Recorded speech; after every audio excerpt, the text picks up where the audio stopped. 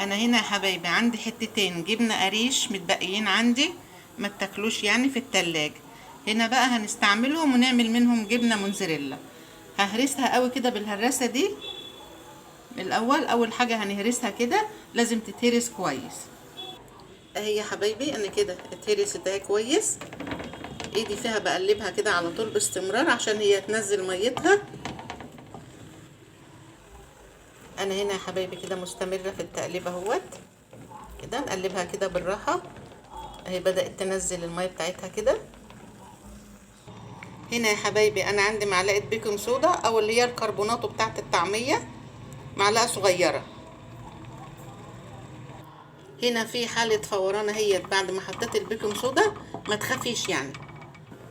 هنا بدات تعمل فقاعات اهيت، هنقلبها برضو. هنا يا حبايبي اللي طلعت اهيت الفقاعات بتاعتها كده برضو مع التقليب المستمر، يعني ما نوقفش تقليب.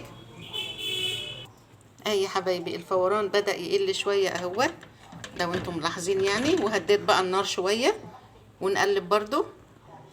اهي يا حبايبي هنا بدأت، انا طفيت عليها النار خلاص، بدأت تلم معايا اهيت كده، واقلبها برضو. انا قلبت طفيت النار خلاص دلوقتي.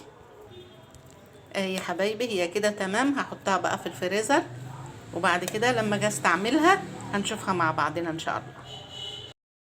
اهي يا حبايبي انا هحطها في الستريتش بقى في الفريزر. وعلى فكره اللون البني ده هي بس خدت مني لون في المقلايه بتاعتي، لان انا مقلايتي مش تيفال، يعني الاحسن ان تعملها في حاجه تيفال عشان ما تلزقش فيها. وما نيجي نستعملها هنشوفها مع بعض ان شاء الله. اهي يا حبايبي الجبنه اهي بعد ما طلعتها من الفريزر وبدات ابشر فيها اهي اهي كده. هكمل بقى بشرها وارجع لكم تاني. اهي يا حبايبي الجبنه اتبشرت اهي،